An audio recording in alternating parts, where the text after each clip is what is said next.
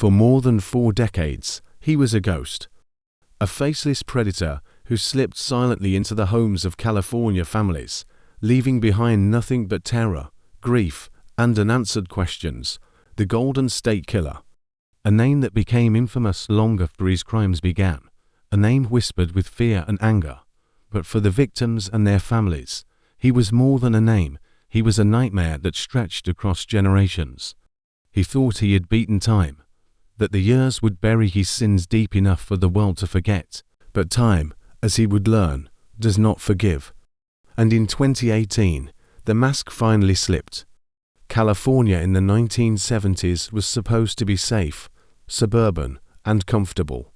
Rows of homes where children played on manicured lawns, families gathered for barbecues, and the sun seemed to promise a golden life.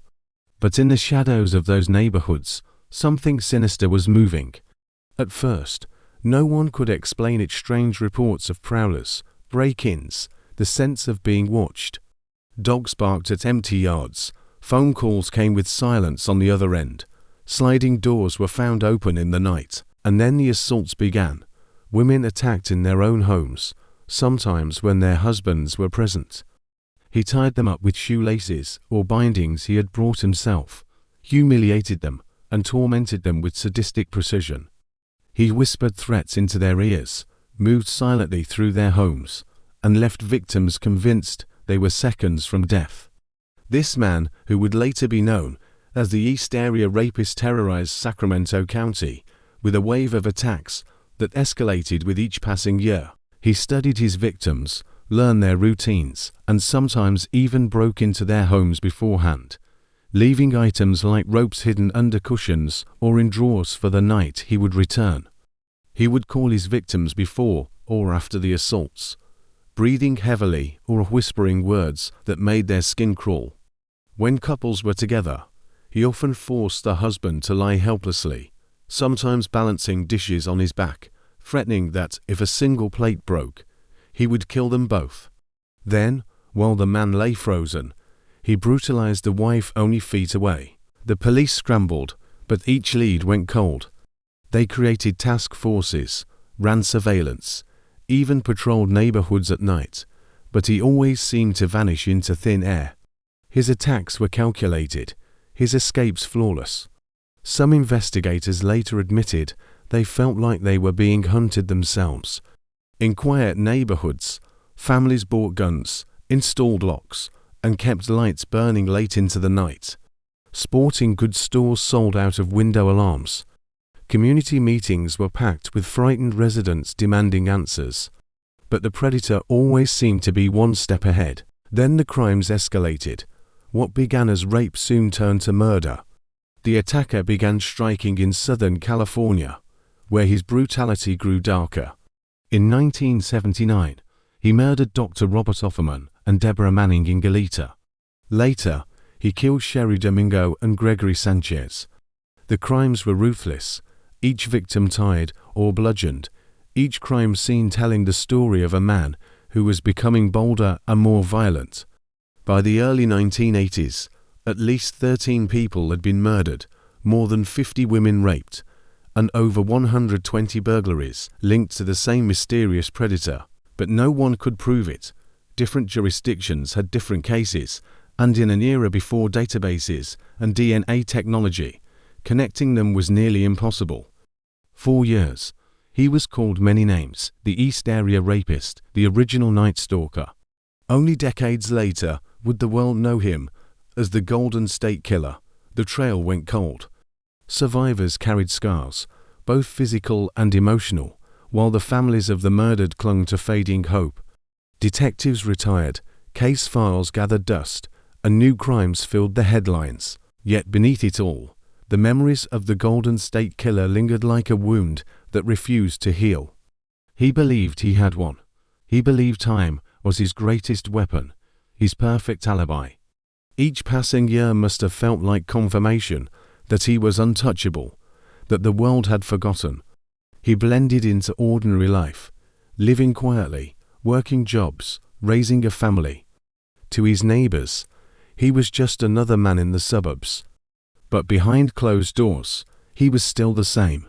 Years after his crimes, he continued making disturbing phone calls to victims, whispering chilling words like, "You'll be silent forever," as if taunting them that he was still free. He believed the past was buried, but he didn't know that the world and science was catching up. By the early 2000s, advances in DNA testing were reshaping criminal investigations. Cold cases once thought unsolvable were being cracked open again. Detectives began reopening boxes of evidence, carefully preserved from the 1970s and 1980s. They compared DNA from crime scenes and realized it matched across multiple attacks and murders. Suddenly, the picture was clearer. The East Area Rapist, the original Night Stalker, and the Visalia ransacker, a burglar active in the mid-1970s, were all the same man. The Golden State Killer. Still, they didn't know his name. In 2016, investigators began to wonder, could they finally unmask him? They had DNA from crime scenes, carefully stored for decades. Traditional searches had failed.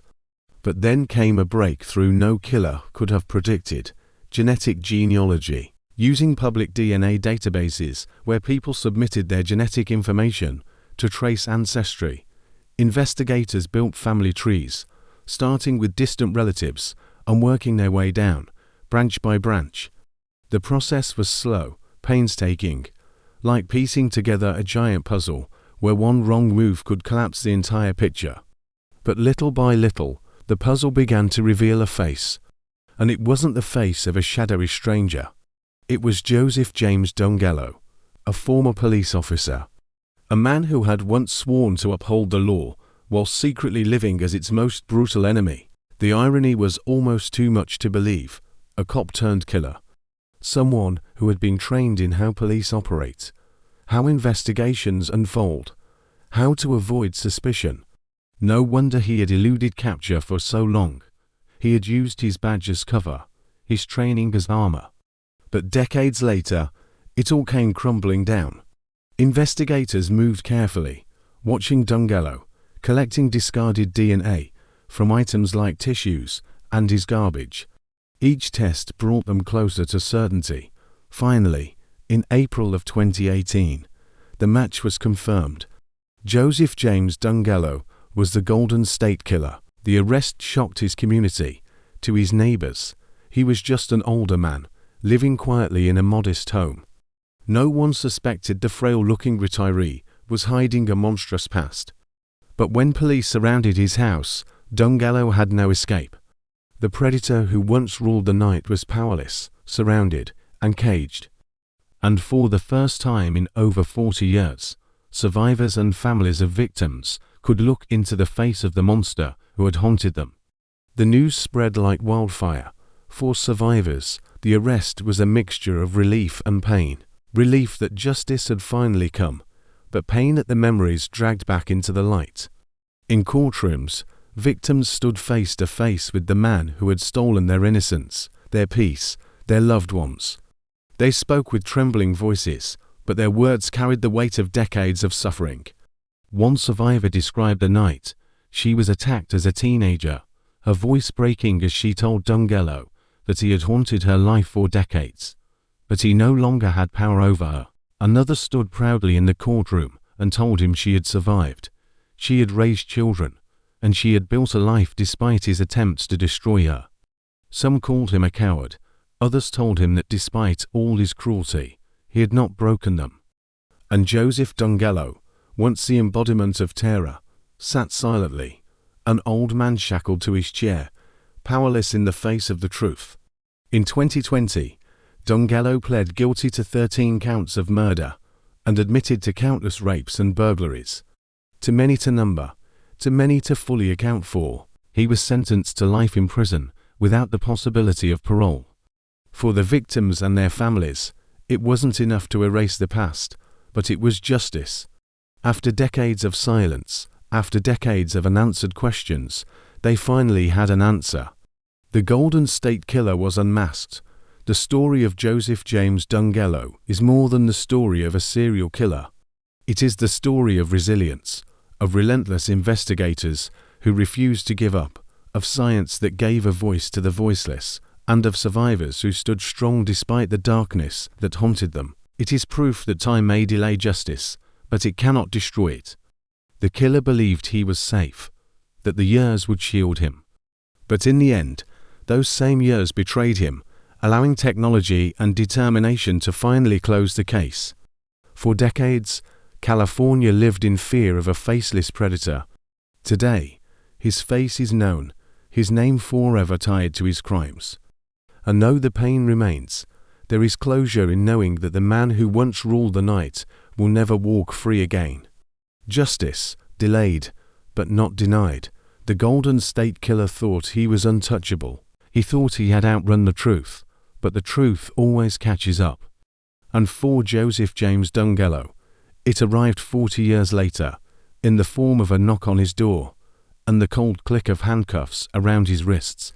Because time may hide the shadows, but it never erases them.